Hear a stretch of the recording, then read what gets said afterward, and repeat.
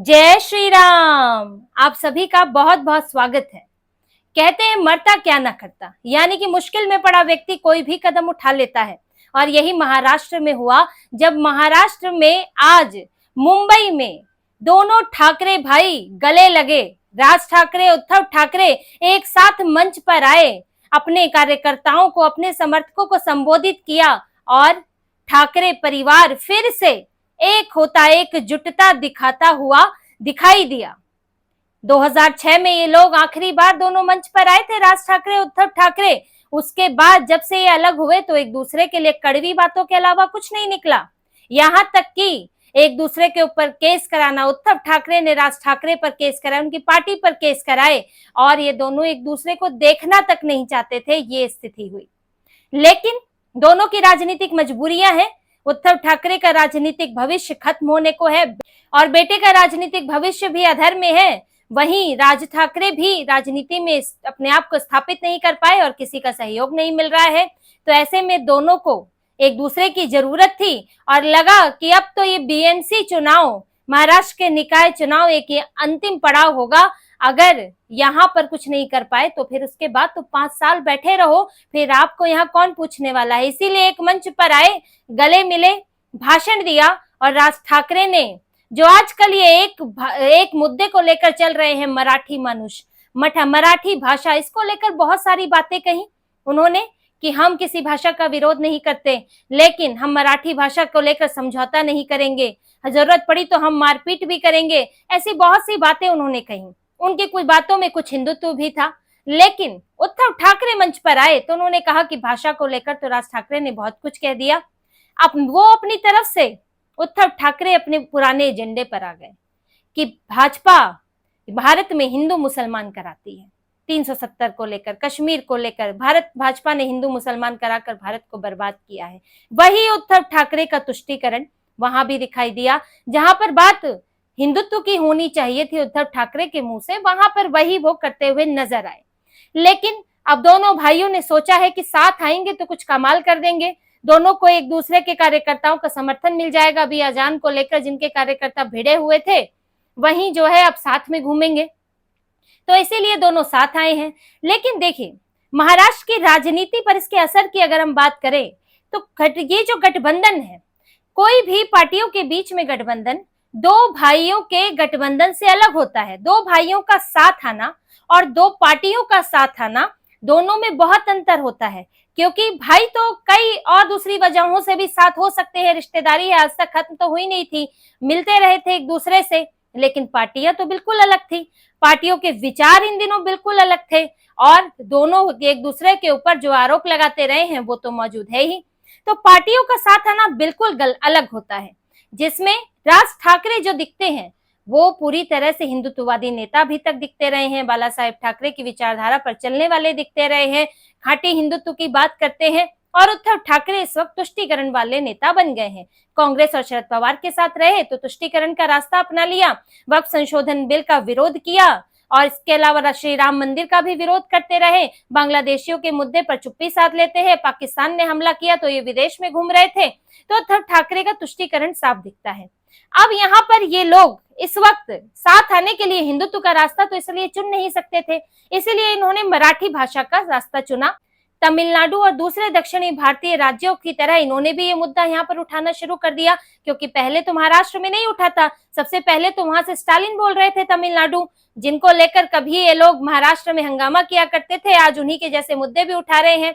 लेकिन क्या मराठी भाषा का मुद्दा कितना आगे तक ये लोग ले जा सकते हैं? ये ठीक है, किसी जगह की क्षेत्रीय भाषा है, उसका सम्मान होना चाहिए, उसे पढ़ाया जाना चाहिए, उसमें कोई समस्या भी नहीं है, और दूसरी भाषाएं भी सीखनी चाहिए, ये भी एक मुद्दा है। लेकिन क्या राज ठाकरे की पार्टी मनसे और उद्धव ठाकरे, इन पार्टियों के मूल में ये मुद्दा रहा है?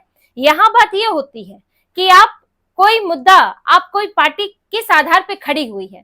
उद्धव ठाकरे की पार्टी और राज ठाकरे की पार्टी दोनों शिवसेना से निकले हुए हैं, और शिवसेना का मुद्दा क्या रहा है? बाल ठाकरे मराठी मनुष्य की बात करते थे, मराठी भाषा का मुद्दा उन्होंने कभी नहीं उठाया, उन्हें हिंदी से कभी दिक्कत नहीं हुई, और ना ही उन्होंने कहा कि मराठी भाषा को पीछे धकेला जा रहा है, क्योंकि मराठी भाषा वहां पर आम लोगों से लेकर स्कूल तक में पढ़ाई जाती है, लोग बोलते हैं। और जो उन्होंने मुद्दा उठाया था वो मराठी लोगों का मुद्दा उठाया था कि महाराष्ट्र के लोग, जो मराठी लोग हैं, उनकी नौकरियों में उनके लिए जगह नहीं थी, उनकी आर्थिक स्थिति खराब थी, उनकी महाराष्ट्र के अंदर किसी और का वर्चस्व था और मराठी लोग जो वहां के मूल लोग हैं वो प्रभावित हो रहे थे।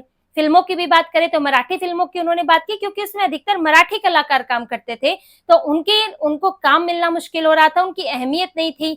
तो वो मुद्दा उठाया बाला साहेब ठाकरे ने और उन्होंने मराठी लोगों की, महाराष्ट्र के लोगों की, उन्होंने आर्थिक स्थिति में उनकी जो वहां पर अहमियत थी, उनका महत्व था, उसमें बढ़ोतरी की, उनकी मदद की। तो बाला साहेब ठाकरे हमेशा मराठी मानुष में वहां के लोगों के हितों की बात करते आए थे। मराठी भाषा मुद्दा उनके लिए नहीं रही थी, तो जब वो मुद्दा आपके जड़ में ही नहीं था, आपकी शुरुआत में ही नहीं था, तो आप उसे लेकर कितना आगे बढ़ पाएंगे। और अभी हम देखें तो महाराष्ट्र जो है वो तमिलनाडु नहीं है। महाराष्ट्र में हिंदी को लेकर वैसा माहौल नहीं है, उस तरह की नफरत राजनेताओं में नहीं है जो कि डीएमके में दिखती है। तमिलनाडु में लोगों के अंदर पैदा करने की कोशिश होती है, जो भाषाई आधार पर ही राज्य बने हैं, जिनके अंदर विवाद ही भाषाई था, क्योंकि हिंदू तो सब थे, विवाद भाषाई आधार पैदा किया गया। लेकिन महाराष्ट्र में तो ऐसा नहीं रहा है। तो उद्धव ठाकरे, आज राज ठाकरे इस तरह का मुद्दा अचानक से उठाकर उसे लंबा नहीं खींच सकते हैं। यहाँ जो दूसरी पार्टियां भी हैं उनमें कोई बाहर के नेता नहीं है। आज बात वो नहीं रही है। आज नेता भी महाराष्ट्र के हैं, देवेंद्र फडणवीस महाराष्ट्र के, एकनाथ शिंदे जो शिवसेना के हैं वो भी महाराष्ट्र के हैं, दिन रात मराठी ही बोलते हैं, मराठी में बात करते हैं। अजीत पवार वो महाराष्ट्र के हैं। दूसरी पार्टियां हैं जो इनकी आघाड़ी की पार्टियां हैं, उनमें भी महाराष्ट्र के नेता हैं। तो आप क्या बोलेंगे, मराठी लोग हैं। अब जो मराठी यहाँ पर है तो आप उन पर कितने सवाल उठाओगे, कोई बाहर से आकर वहां पर शासन नहीं कर रहा है, तो यहाँ आपका मुद्दा अपने आप ही हल्का हो जाता है। फिर बात आती है हिंदुत्व की, जिसपे अभी विधानसभा चुनाव आपने लड़ा है। इतना बड़ा चुनाव हिंदुत्व पर हुआ है और इन दोनों पार्टियों का बड़ा आधार हिंदुत्व रहा है, क्योंकि बाला साहेब ठाकरे खुलकर मुखर होकर हिंदुत्व की बात करते रहे हैं, ये इनका एक बड़ा आधार रहा है। लेकिन अब उद्धव ठाकरे तो इससे खिसक रहे हैं और भाषा की आड़ में इसे छुपाने की कोशिश कर रहे हैं। इसीलिए नीतीश राणे ने सवाल उठाया और बड़ा उन्होंने सवाल उठाया, जिस पर न राज ठाकरे ने जवाब दिया न उद्धव ठाकरे ने। उन्होंने कहा कि आप जो है भाषा को लेकर जिस तरह से हंगामा आप खड़ा कर रहे हैं, आप सिर्फ गरीब हिंदुओं को उसमें फंसा रहे हैं, गरीब हिंदुओं के साथ मारपीट कर रहे हैं। आप क्या जावेद अख्तर, आमिर खान से आप मराठी बुलवा सकते हैं? आप क्या किसी अहमद से, किसी अली से मराठी बुलवा सकते हैं? आप क्या किसी मुस्लिम इलाके में इस तरह की मारपीट कर सकते हैं? क्या उन लोगों को मराठी नहीं बोलनी चाहिए? आप कहते हैं कि महाराष्ट्र में कोई भी बाहर से आ रहा है, चाहे वो गुजरात से आ रहा है, यूपी से आ रहा है, बिहार से आ रहा है, दिल्ली से आ रहा है, उसको मराठी बोलनी चाहिए। लेकिन क्या सिर्फ आप इसका जोर जो है हिंदुओं पर डालेंगे? क्या सिर्फ इसका जोर आप सिखों पर डालेंगे, जैनियों पर डालेंगे? इसका जोर आप क्या मुसलमानों को आप नहीं बोलेंगे कि उन्हें मराठी बोलनी चाहिए? वो भी तो महाराष्ट्र में रह रहे हैं और कुछ तो वो है जो वहीं के ही निवासी हैं, लेकिन फिर भी मराठी नहीं बोलते। तो ये सवाल तो उठता है, अगर आप मराठी भाषा को लेकर इतने गंभीर हैं और आपको लगता है कि मराठी भाषा को खतरा है, तो फिर आपको इसका प्रचार, इसके लिए कोशिश पूरे महाराष्ट्र में करनी चाहिए।